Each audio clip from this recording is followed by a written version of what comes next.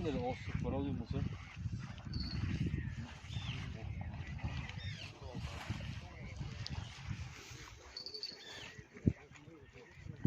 Vivi da poter.